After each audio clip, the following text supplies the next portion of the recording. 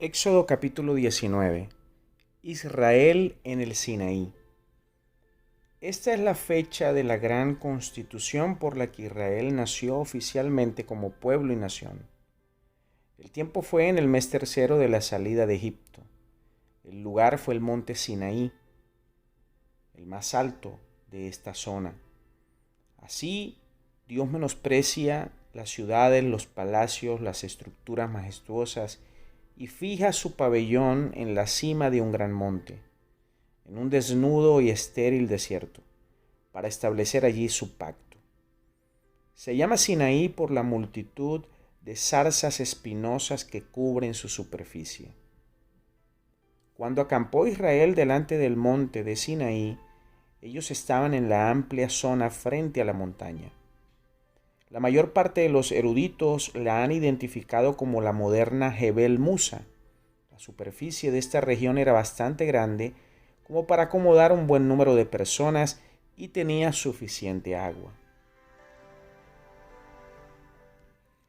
Moisés subió a Dios, quien manifestó su presencia en el monte, y mientras Moisés subía, Jehová lo llamó y le ordenó que diera un mensaje a Israel. Dios dijo: vosotros visteis lo que hice a los egipcios y cómo había extendido su misericordia sobre Israel.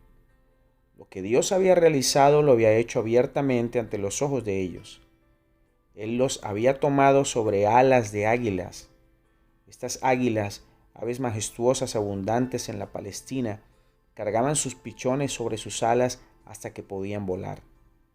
Dios había sacado a los israelitas de Egipto con mano potente, y el Señor los había traído a Él mismo. Habían estado en esclavitud en Egipto, donde habían pertenecido a Faraón, pero mediante el poder divino habían escapado de la trampa del usurpador y llevados al seno de Dios. Ahora eran suyos. Dios estaba listo a entrar en un pacto con su pueblo. Ese pacto tenía el significado de convenio o acuerdo. En la práctica social había dos clases de pactos. Uno era un acuerdo entre iguales y se compartían las obligaciones y privilegios, y cada una de las partes perdía su propio derecho de actuar independientemente. El otro era el que se realizaba entre partes desiguales, como entre un rey y su pueblo. En este último, la parte más fuerte hacía una promesa o entregaba un don condicionado sobre ciertas demandas u obligaciones que debía cumplir la parte más débil. Para Israel en Sinaí el pacto significaba la promesa de Dios respaldada por el don de la liberación que ya habían recibido, y a su vez este pueblo debía ser su instrumento y posesión especial. El cumplimiento de la promesa dependía de la fidelidad y obediencia de Israel. Esta gente había de ser el especial tesoro de Dios sobre todos los pueblos, siempre y cuando ellos cumplieran con las condiciones del convenio. Mientras se aseguraba el derecho especial para Israel, no quería decir que Dios se separaría de las otras naciones o las abandonaría entregándolas a sus pecados. De hecho, Israel debía ser bendición a todos los demás países. Como pueblo de Dios, Israel debía ser un reino de sacerdotes y gente santa. En cierto sentido, cada individuo era un sacerdote que tenía libre acceso a Dios. El sacerdocio universal de todos los creyentes es enseñado aquí. La santidad de Dios es la causa generadora de la creación de un pueblo santo. Él ha creado para sí un pueblo santo que exista para Él y se guarde apartado de todas las naciones. El propósito divino en la redención ha sido y es el hacer volver al hombre de los malos caminos del pecado a la vida de santidad. La palabra pacto, berit en hebreo, aparece por lo menos 262 veces en el Antiguo Testamento. Berit tiene dos posibles raíces verbales: comer, y de allí se deriva tener comunión con, ligarse, atar, unir o vincularse con. Un pacto era un contrato o un tratado que ligaba a dos partes en vínculos estrechos. Así se ve la importancia del concepto especialmente en los libros proféticos. Por infidelidad de parte de Israel se había anulado el pacto y los profetas soñaban en el día cuando hubiera un nuevo pacto y un nuevo Israel para que fuese ligado o unido una vez más el pueblo con el Señor.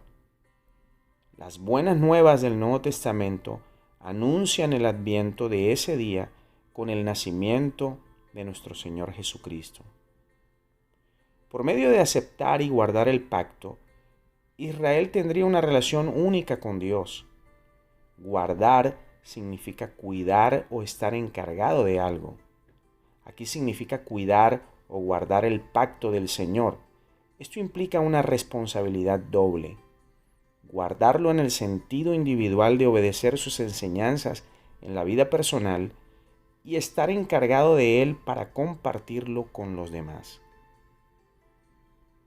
En este capítulo, Moisés prepara entonces al pueblo para encontrarse con el Señor. Pidió que se santificaran y lavaran sus ropas. Y al tercer día hubo una terrible tormenta de relámpagos y truenos, y una nube descendió sobre el monte. El pueblo tembló de miedo, y Moisés hablaba con Dios, y Dios le respondía con voz de trueno. En conclusión, los requisitos del pacto tenían que ser obedecidos. No se salva uno por obedecerlos. Sin embargo, los salvos por la fe quieren ponerlos en práctica por el amor que tienen para con Dios y por el valor que estos representan para la vida espiritual y social. Todos tenemos fallas y tenemos defectos, pero nuestro corazón debe estar insistiendo constantemente en agradar a Dios a pesar de nuestra debilidad. Dios, el creador del universo y redentor del ser humano rebelde, tiene la capacidad y el derecho de instruir a los suyos sobre cómo andar en su reino. Así como el Padre humano enseña a su Hijo a caminar, así también el Padre celestial enseña a sus hijos a andar con Él en el camino de la vida. Y en ese proceso de buscar la salvación del hombre, Dios se hizo como uno de nosotros para lograr nuestro rescate. Por eso aquel que rechaza esa obra maravillosa de Cristo, sin duda, merece la muerte.